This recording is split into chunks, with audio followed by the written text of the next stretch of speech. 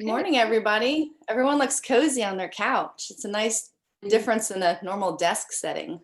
Oh, yeah, definitely. And I'm actually on a beanbag covered in a fuzzy blanket in front of candles. So this is my hygge spot until I can get a nook in the house. Well, we've got a couple more people joining in. Well, first of all, I just want to say thank you to everyone for being here today. It really means a lot.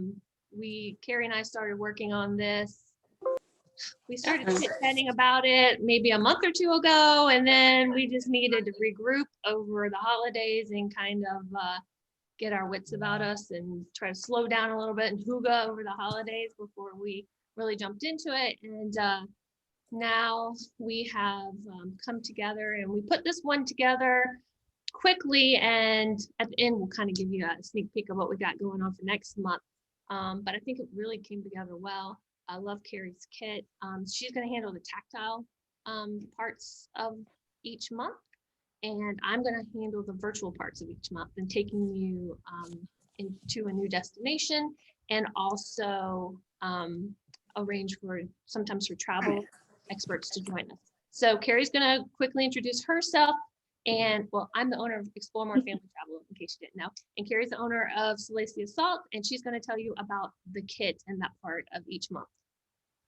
Yes, great. Well, I wanted to start out with the cheers. So everyone raise your mug of cozy chocolate tea or coffee. That's my Explore mug. So yes, and thank you all for joining us this morning. I'm glad you guys are all looking cozy and comfortable. I'm Carrie Phelps. I'm the founder of Salacia Salt, along with my husband. And this month we put together a kit that looked a little something like this. It had I sold out of them, the glass little candle holders, and then these beautiful dripless candles. Hygge's all about, no fragrance, little light I've got going. We also did a botanical sea salt soak, and it was so beautiful. It had tea in it and rose petals and a beautiful fragrance to soak in a tub. And then we had tea from Hale Tea Company as well. So hopefully you guys are all enjoying those items in your kit, and thanks for being a part of this. Yeah, and actually I wanted to show off one quick thing on this very hygge. It's a snuggle. I think that's how you say it. Sina, am I right? Snuggle? Yeah. So one of our participants here today, Dora, made these, and I even got it delivered to my home this morning. So I'm very excited. Wow. Very hygge to eat bakery items. Yes. Even though I would love to know where everyone's coming from today. So if you want to use the chat to ask any questions along the way, or let us know where you're calling in from or tuning in from, that would be great. So just use that chat feature. Yes, please tell us where you're joining us from today, because we're really interested in that. And then right now I'm going to introduce Sina. She is a Copenhagener. Is that how you say it? She lives in Copenhagen, and she's a Danish citizen. And our relationship is, sorry, I have to admit some people. So the relationship between Sina and I is like, I help people arrange, custom trips. And I work with suppliers in the countries to make sure that everyone sees exactly what they need to see is personalized for them. Because some people, like my family, would love to go to the Lego factory next time we're in Denmark, but not everybody's into that. So we help personalize, and she is who I would go to, and she would help me arrange a trip to Denmark. And so she's going to introduce herself and her business, and then we're going to get started with our talk. Yeah. So hello everyone. I have my mug as well with coffee here. It's 4 o'clock in the afternoon in Copenhagen. We have really nice weather today, so we were all in the park. There is a tiny bit of snow here. Besides that, my name is Sine, as Jen said, and I've been working as a tour guide the last 15 years in Copenhagen. Since I finished my master's in the University of Copenhagen, I've been working with tourists, and I also help you, Jen, making itineraries for people visiting our country. So I would like to start up talking a little bit about this Danish word hygge, which has sort of been, promoted all over the world. The last 5 years, everyone talks about hygge, and I say hygge, hygge, hygge. And hygge is very much about a positive feeling. Hygge is to create something really special. And Jen, can you put on this slideshow, please?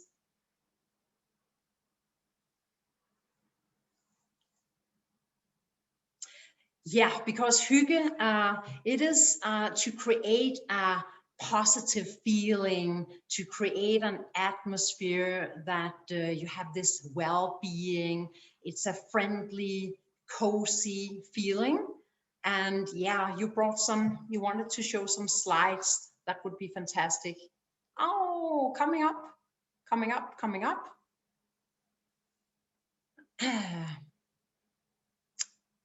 Sorry, I was muted. Everyone does that once, right, in a presentation. So first of all, we added this since we talked to you the other day, Sine, sorry. Yeah. But we just wanted everyone to see on a map where Denmark was and what we were talking about today before we kind of went into the hygge aspect. And you can see how far north in Europe it is and why they have so little daylight during the winter, which is why they get so hygge. So I'll mute myself back and move on to the next slide. Yeah, thank you, Jen. So yeah, you can see where we are here, very near by Norway and Sweden. We're sort of the gate to Scandinavia. Denmark is the southern part of Scandinavia. We still have some daylight today. It's 4 o'clock, as I told you, and it's getting dark around 5. And all this hygge, creating a good atmosphere, creating good vibes. It all started up with us focusing on creating as much light as we could during winter time, because from November till February we have like 7 hours of daylight, so we need some more light than we have out there, and we stay at home a lot of time, so it's dark when we come back from work at 4, and it's dark when we go out in the morning. So that's why we have a lot of candle lights. You have that slide with candle lights, Jen. We lit the candles, as I also could see that you did in your homes already. So we have the candles. We also have them lit during summertime. Actually, we love having candles all over our homes. We're good at Danish design. Maybe some of you also know those beautiful chairs which have been created in our country. And it's because we spend so many hours at home, we need to surround ourselves with something beautiful. It also creates a very nice and cozy atmosphere. We also have the open fires. Jen, next slide, please. It started up to stay warm because we have cold temperatures here. It can get down to minus 30 Fahrenheit. It can feel even colder because we have a lot of wind. Today it's about 25 Fahrenheit here.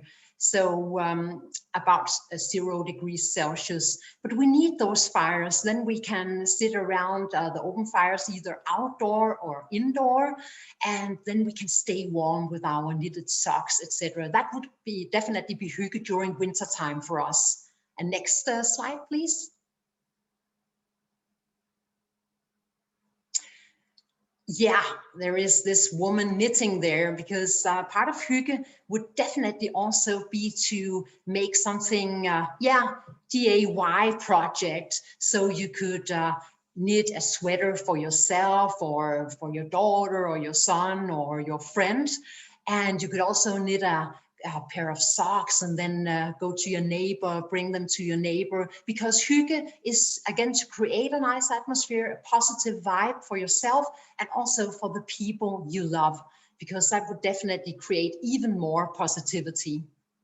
So next slide, please. There is a couple of persons baking there. That would definitely also be hygge, that you have fun in your kitchen, you invite people over for for a cake or for a wine and dine, etc. So we went out in the park today, me and my family, and of course we went home to bake a bread, and then we just had a cup of tea here before I talked to you, and a warm piece of bread. That would definitely also be Sunday hygge, that you slow down a bit and you take your time for what you're doing. You put a lot of effort in that.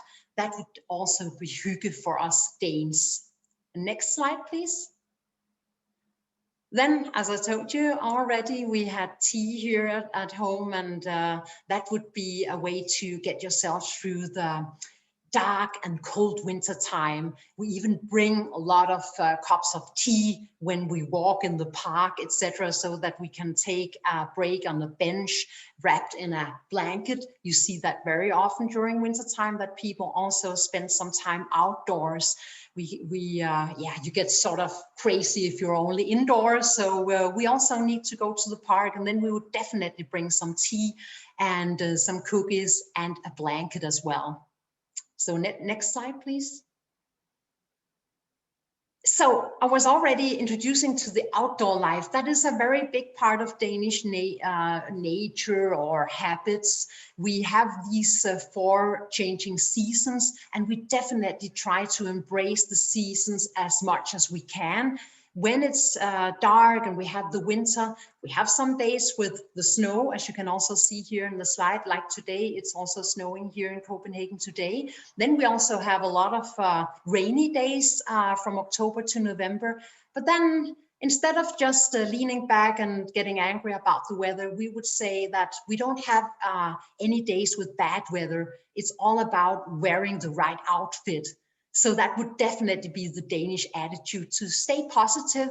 And that actually also made me elaborate to that thing that we Copenhageners and Danes, we rank amongst the happiest nations in the world. That is this try to stay focused on the positive things in life, the small things in life, and to stay balanced when it comes to work-life balance. So we still have a lot of focus on leisure. Most people would work around 37, 38 hours per week.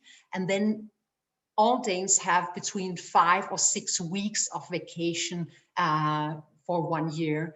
So we're fortunate to have a lot of leisure time, and that time would be spent for hygge. And next slide, please.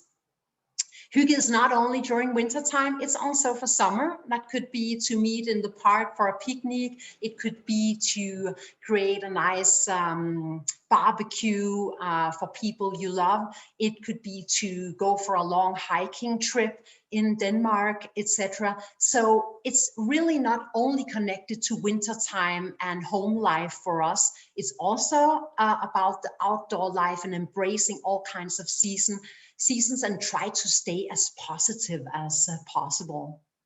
So that was my little introduction to hygge. So what we would like now is for everyone to give us in the chat box what hygge means to you. And so we will be picking our winner of our giveaway today from these answers. So make sure that you participate. I'll say for me, I love little white lights. I think they make me feel so cozy. So that would be my answer, but I don't get to play because I don't get the giveaway. I'm giving it away. I'll show you what it is really quick. We've got hand sanitizer from Salacia, which everybody needs more of right now. And this is the best one. My kids are just obsessed with it. They're like, we want Carrie's hand sanitizer. And then we've got a candle that smells wonderful, even though that's not part of hygge. You're not really supposed to have smelly ones, but it smells so good, I couldn't help it. So now, while you guys are entering your answer, we're going to continue on, and we are going to, well, Sine is going to tell you a few things about actually visiting Denmark. Yeah. Sorry, it's not moving. Have a few more slides, Jen. Yeah, it's not moving. Hold on. Oh. Maybe, oh, there we go. I'm going to mute again. Here you go. Just tell me when to move on. Yeah, perfect. So we start up with colorful canal, Nyhavn in Danish. This is one of the many cozy canals we've got here in Copenhagen. And we are in Denmark, we are surrounded by water. Water means a lot to us. The sea means a lot to us. So when it comes to the participating in the Olympic Games, we bring all the best swimmers and sailors and kayakers. So we definitely also go practice kayaking in our canals. And if you visit Copenhagen as a tourist, you can go on a canal cruise for 1 hour to see the old and newer parts of Copenhagen. It's really a nice and cozy hygge way to explore our city. So next slide, please. In Copenhagen, we are fortunate to have the second oldest amusement park in the world. Maybe some of you have heard about it. It's called Tivoli Gardens, and you have the main entrance there on the left-hand side, the big brick entrance with a lot of flowers in front of it. Because actually they are open nearly all year around. When I was a child, it was only open during summertime, but they extended their opening hours. So they have the Christmas market for December. You can go ice skating in January, February there, and you can go for Halloween in October. So it's definitely a place for families, but not only, because a lot of other things are happening. On the right hand side, you have that photo with that little outdoor theater, and it's really a nice place to watch a play.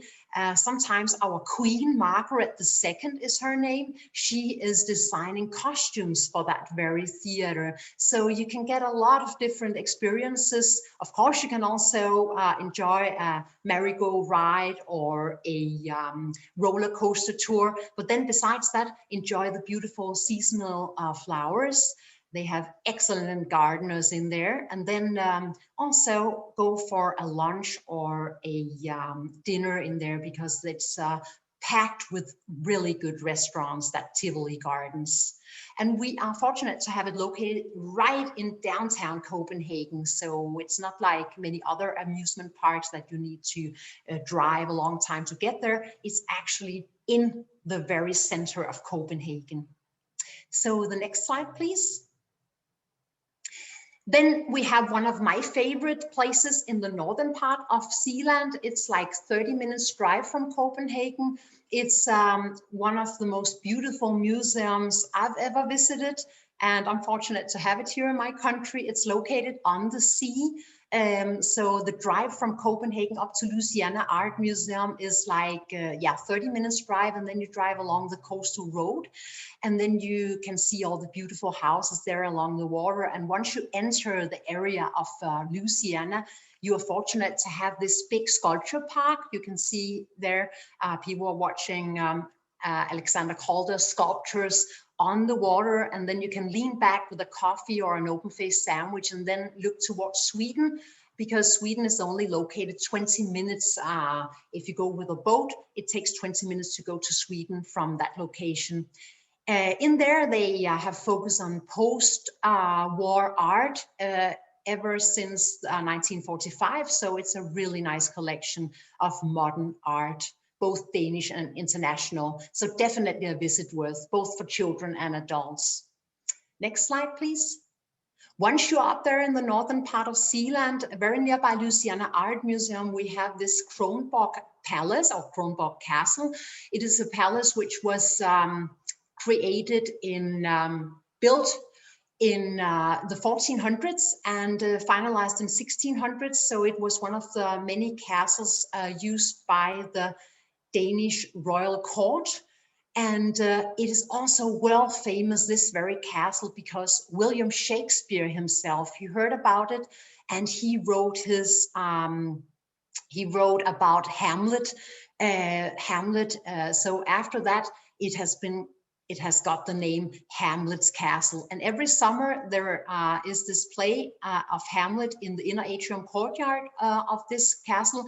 And I guess it was 10 years ago, it was Jude Law playing the role as Hamlet. And I can assure you that all the young Danish girls, they suddenly were very inspired and interested in having a look at Hamlet in the inner atrium courtyards of Kronborg.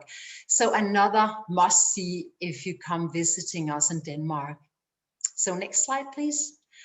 Then we are well famous when it comes to the Danish cuisine. Since 2003, we have a lot of Michelin star restaurants opening. We have the world's best restaurant, Noma. It ranked as the world's best restaurant in 2010, 2011, and 2012.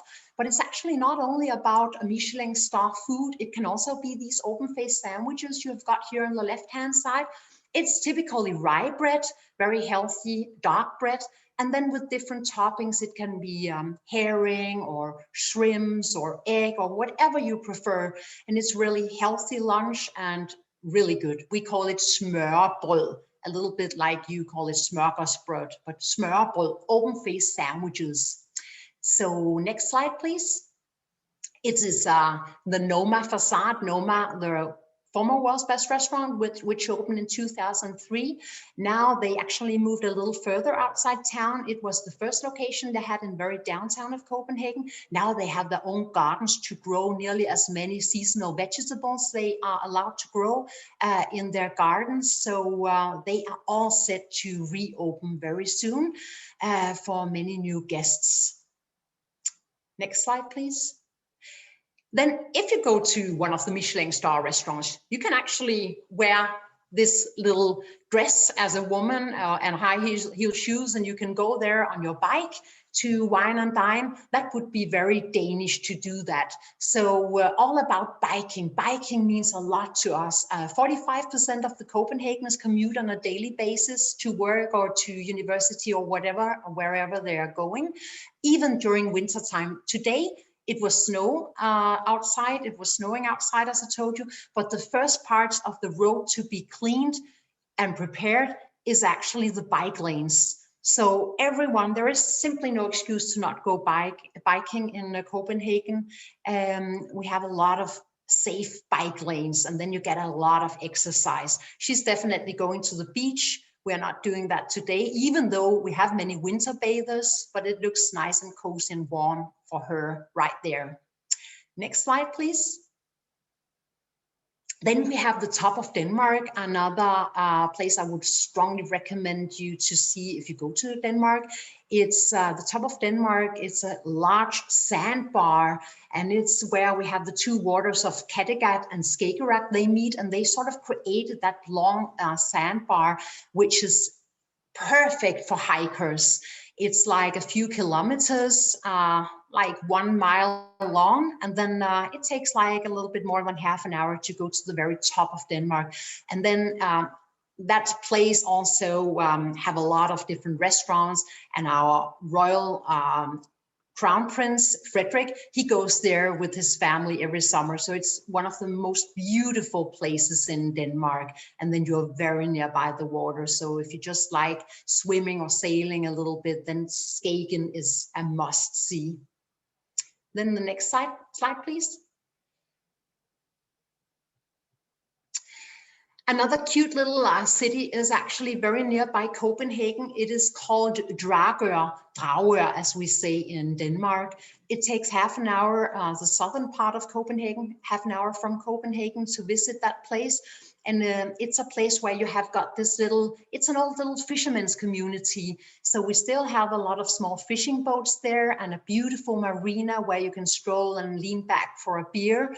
And then you can also see some of the boats which helped Jewish people during Second World War. They were brought to Sweden. We were occupied by the Germans during Second World War, and you can hear the story and see the story out there of about 7,000 of the Jewish people being helped to Sweden from that very location.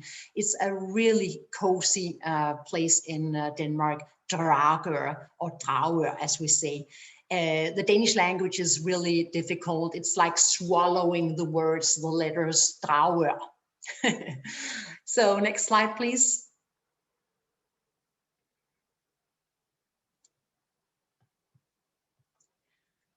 Yeah, the last photo here of my little introduction to Denmark is actually more an introduction to Scandinavia. I said in the beginning that Denmark was the gate to Scandinavia, and we have this very interesting, spectacular weather phenomenon called the Nordic Lights.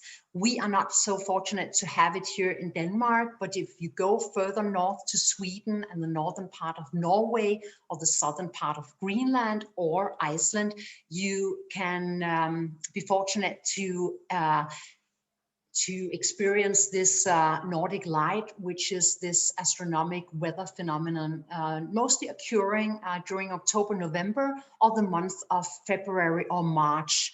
So it's not in Denmark, but it's in Scandinavia, and I would definitely recommend you to explore some of the other Scandinavian countries once you are here in Denmark, because they have beautiful cities of Stockholm and Oslo, and then fantastic fjords in Norway to go cruising along them, whatever. So we have a lot of different opportunities in Denmark and in Scandinavia as well. So hopefully you would like to come seeing us and explore some Danish hygge. Thank you.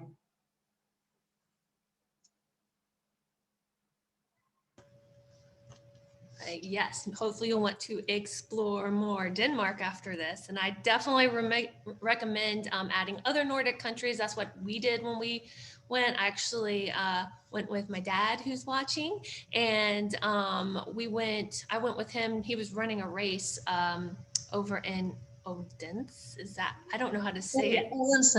Unsa, okay. He's got a shirt on today. He's showing it off. He likes attention. And so I went over there with him and my boys. We went to Iceland first, which technically, I don't know if that's technically what, I think more of Finland, Sweden, and Norway, but we were on Icelandic air. And so we were able to stop there for a 48-hour layover. Then we went to Denmark. I really love spending time in however you say it, because it was a smaller place than Copenhagen. I mean, it's still a big, a nice sized town, but it's the home of Hans Christian Andersen.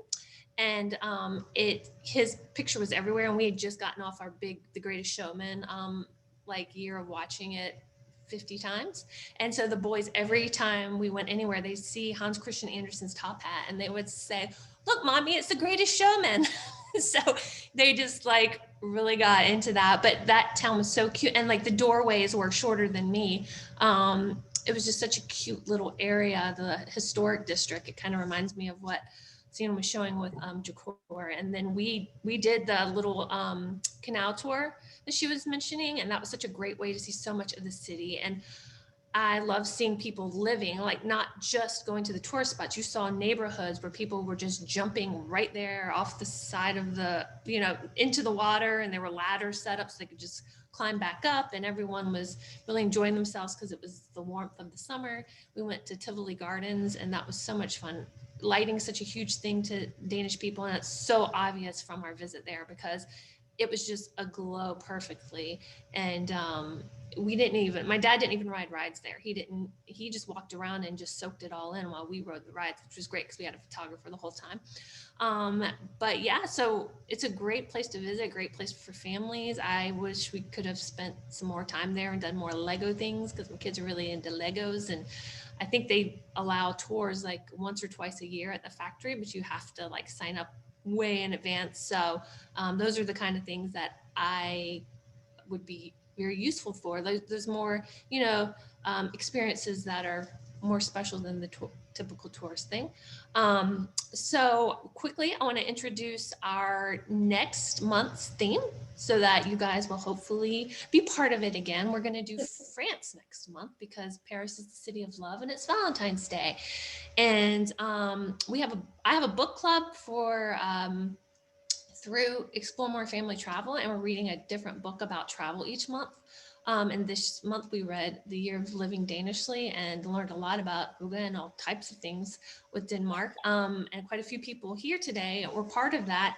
So I just wanted to go ahead and introduce our next book, which is A Year in Provence. So go ahead and start getting that in line. We're going to do our Sips and Trips event on February 25th, and Carrie's going to tell you more about that now.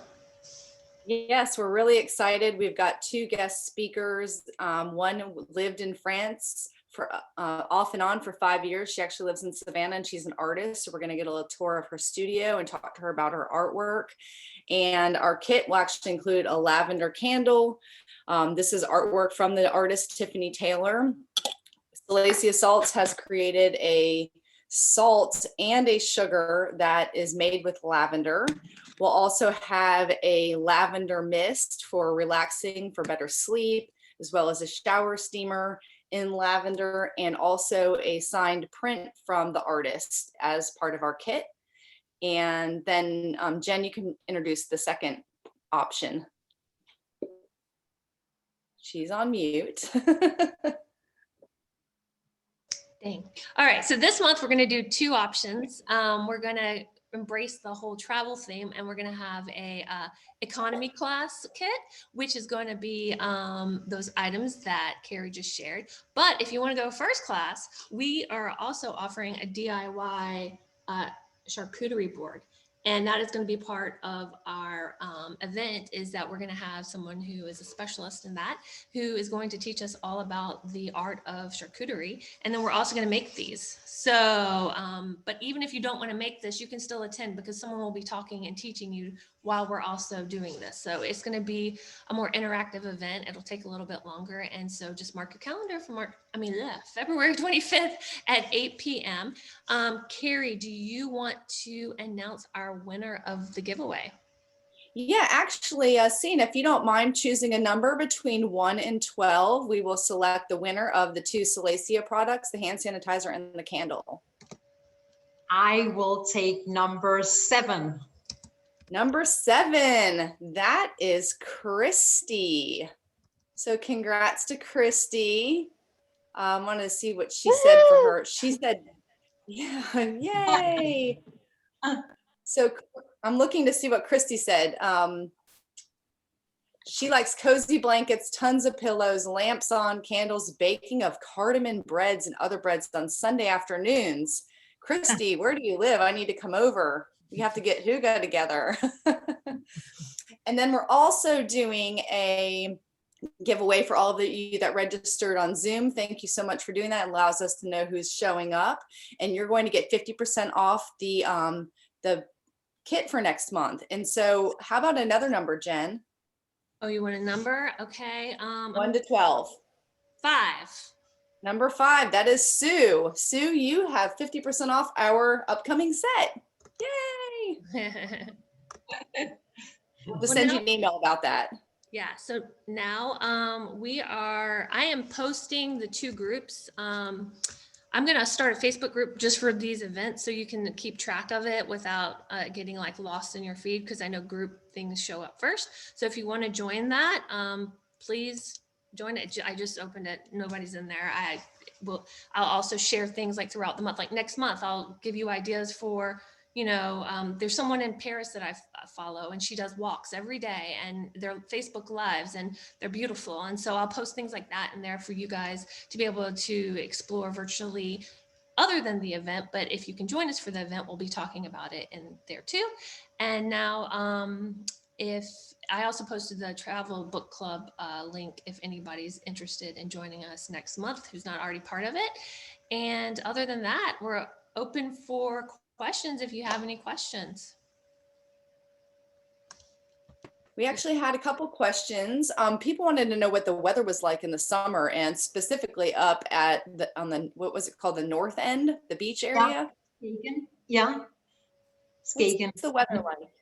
Yeah, so the average temperature during June, July, August would be something between 20 and 25 Celsius. So would that be 50 Fahrenheit, something like that? No, it's warmer. Hold on. 25. 70. Yeah, I cannot remember. So 25 Celsius. Yeah, 77. Nice. 77. Oh, yeah. 77, even better. Yeah, so that would be the average temperature during summer. And when's the best time to see the Northern Lights? That would be October, November, or around February. Okay, a couple different times a year. Yeah. That is definitely on the bucket list. Cassandra wanted to know if there's a classic or signature Danish drink. Yeah, a cocktail. Ooh. Or drink or what? Yeah, maybe mulled wine. We keep reading about mulled wine. Yeah, you know, during summertime we always have this elderflower. You know, elderflower, the white flowers. Then you boil them. That's typical Danish elderflower. And then for a party, you would definitely mix it up with a gin. So instead of gin tonic, you would take gin elderflower. So children, they only then drink elderflower. So do people harvest their own? Is it grown wildly, or do you just buy it at the store? It's grown wildly. So we go to our local park to pick up those white flowers, and then we go back and boil them, and then add lemon and a lot of sugar. And then another drink would definitely be rhubarb, those long red fruits, and then you also boil them. That's also during summertime. Wow. That's interesting. I had no idea. I've learned so much. You mentioned the language is hard. And so if you were to travel there, do most people speak English? Is it? Everyone speaks English. All our children are taught English from the first grade now. It was from the 5th grade before, but now it's from the 1st grade. So everyone also added with watching Netflix, etc. So you're sure to, nearly everyone speaks English to the age of 65, something like that. Yeah, it sounds like it's even hard to pronounce some things in English. So yeah, Jen was struggling with that. Oh yeah, different words, different letters put together. To love travel so much, I'm horrible at languages. It's really sad. Oh. Well, if there's any other questions, I think we can take this. Feel free to unmute yourself. Yeah, I want to know, is Denmark taking visitors right now? Are they allowing tourists from other countries? And what's the COVID situation there? Yeah. Can you hear me? Yeah. The COVID situation, we have a total lockdown. We don't have that many sick persons at the moment. It has been going down and down and down. But everyone is at home. We are allowed to walk in our parks, or we have a lockdown. So all the children from 5 years up to high school, up to university, they are at home, and they have been studying at home since mid-December. We had, it was open, we opened up after summer, so they were in school from August to October, and then we had a lockdown before Christmas. So yeah, it's going better and better. We don't have that many sick persons, but we still have this lockdown. So and are people wearing masks when they're out? What, sorry? Do people wear masks? Some do. I would say it's like 2 to 5% of people wearing masks, but we are forced to, we are not permitted to enter a shop without a mask. And all our shops, besides supermarkets and pharmacies, are closed. They have been closed since mid-December.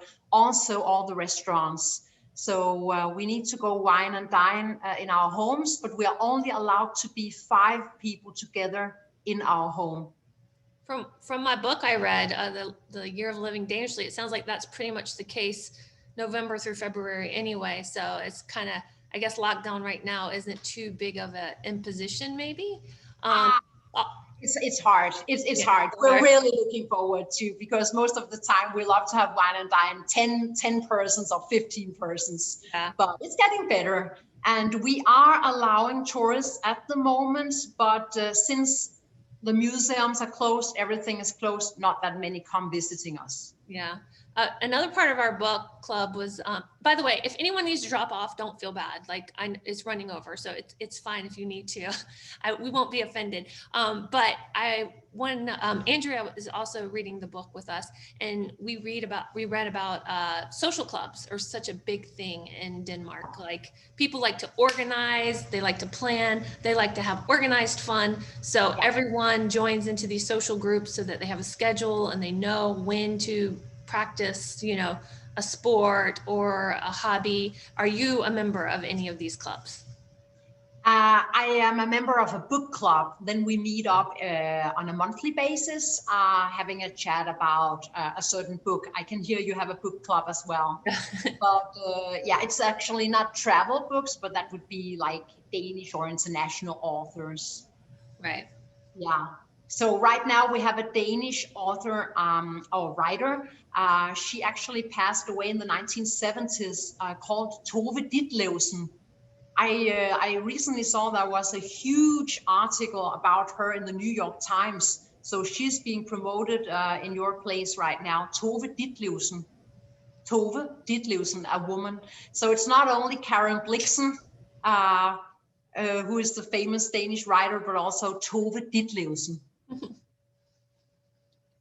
And then nearly all children, they are playing football. I have a daughter and a son. They were both playing football all the time, and their father was training them. So it's very much also as a way to socialize during winter. And they go out playing football when it's dark, because we have the daylight until 4 o'clock. But then we lit up the parks, and the children are allowed to go out playing football. Not now, but otherwise. Great. Well, if anyone has any other questions, they're free to email me. You should have my email address through all of this, and then I can always reach out to Sine. But yeah, and then you'll get a follow-up email, like also about, you know, the kids and what we could do better in the future, because this is our first official Sips and Trips. So thank you so much for being part of it. Yes, I did see someone wanted to know another classic Danish writer. So if you're familiar with any of those, maybe put those in the chat or let us know. Or how do you spell the name of the one that you mentioned was in the New York Times even? Yeah, it's T-O. And then you have this letter V. What is, yeah, V, this letter. Yeah, Yeah, V. E. And then Ditlevsen.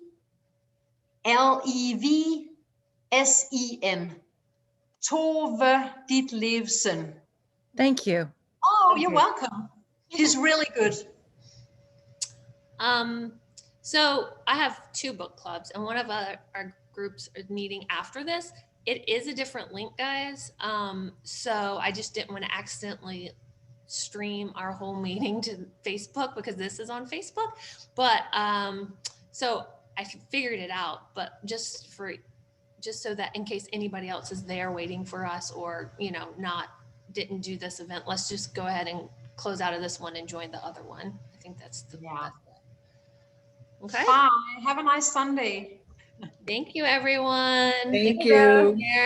Bye. Bye. Bye. Bye.